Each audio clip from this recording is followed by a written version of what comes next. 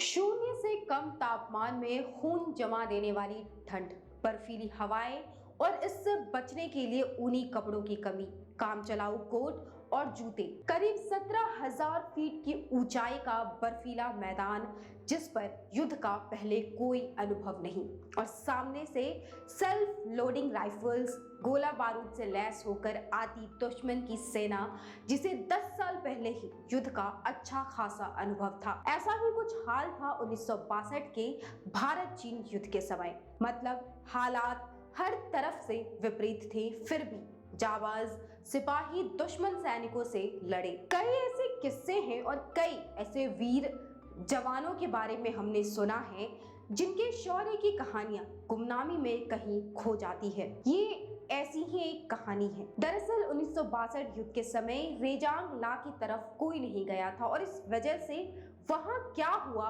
किसी को नहीं पता। साल भर बाद जब एक गडरिया चुशुल सेक्टर की तरफ गया तो उसे वहां बर्फ में दबी हुई लाशें दिखी। उसने फौरन नीचे आकर भारतीय चौकी में जानकारी दी तो पता चला ये भारतीय सैनिकों के शव हैं। जब शव निकाले गए तो किसी जवान के हाथ में लाइट मशीन गन थी तो किसी के हाथ में ग्रेनेड, पर किसी भी जवान की पीठ पर गोली नहीं लगी थी। यानी हर जवान लड़ते लड़ते वीर गति को प्राप्त हुए थे। इन्हीं में से एक शव के पैर में रस्सी से मशीन गन बंधी थी। ये शव था मेजर शैतान सिंह का, वही मेजर जिनके नेतृत्व में 120 लड़ाकों ने 1300 चीनी सैनिकों को मार गिराया। नमस्कार, मैं हूं अपराजिता सिंह और इंडिया सेंटिनल्स में आज हम बात करेंगे रेजांग ला की लड़ाई और मेजर शैतान सिंह के बहादुरी के बारे में। बात है साल 1962 की।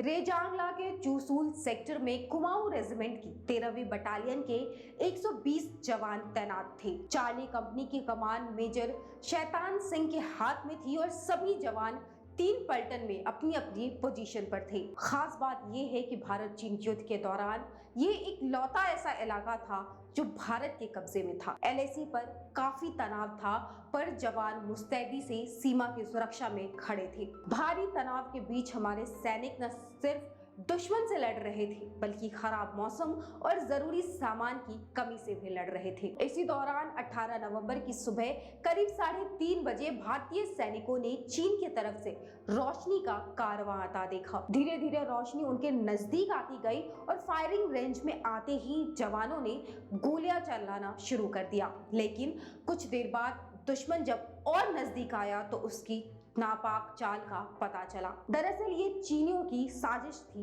भारतीय सैनिकों को भरमाने के लिए। चीनी टुकड़ी की पहली कतार में याक और घोड़े थे जिनके गले में लालटेन लटकी थी।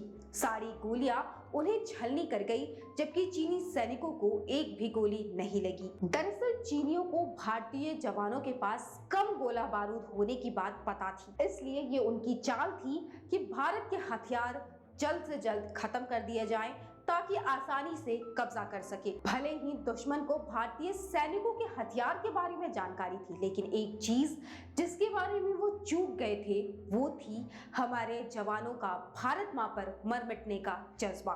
इसी बीच 7 पलटन के एक जवान ने संदेश भेजा कि करीब 400 चीनी उनकी पोस्ट की तरफ आ रहे हैं। तभी 8 पलटन से भी खबर आई कि रिज की तरफ से करीब 800 सैनिक आ रहे हैं। मेजर शैतान सिंह को ब्रिगेड से आदेश मिल चुका था कि चाहे तो युद्ध करे, चाहे तो चौकी छोड़कर लौट सकते हैं, पर उन्होंने पीछे हटने से मना कर दिया। हालांकि मेजर ने अपने सैनिकों से कहा कि अगर कोई वापस जाना चाहता है तो जा सकता है, पर सारे जवान अपने मेजर के साथ डटे रहे। बस फिर क्या था, मेजर शैतान सिंह और उनके जवानों ने रणनीति बनाई कि फायरिंग रेंज में आने पर ही दुश्मन पर गोलियां चलाई जाएं। मेजर हर पलटन के पास जाकर एक एक जवान का हौसला बढ़ा रहे थे। कुछ देर की गोलीबारी के बाद चीनियों की ओर से शांति छा गई। पलटन को लगा कि उन्होंने दुश्मन को खदेड़ दिया है। तभी दुश्मन का एक गोला भारतीय बंकर में आ गिरा। भारत की ओर से मोर्टार दागे गए। चीनी कुछ देर के लिए पीछे हट गए। इसके बाद दुश्मन ने भारतीय चौकियों पर एक एक करके गोलीबारी शुरू कर दी। पहले ही गोला बारूद की कमी थी और हथियार धीरे धीरे कम हो रहे थे, तो मेजर शैतान सिंह ने अपने जवानों से कहा कि रणनीति के तहत काम करे और एक गोली पर एक चीनी को मार गिराओ और उनकी बंदूक हथिया लो। हमारे जवान फिर से चीनियों पर भारी पड़ने लगे तो वो दोगुनी ताकत के साथ वापस आए, अधिक संख्या में लौटे। मेजर शैतान सिंह अपने जवानों के साथ बहादुरी से दुश्मन का सामना कर ही रहे थे कि इसी बीच मेजर शैतान सिंह की बाह में शेल का एक टुकड़ा लगा।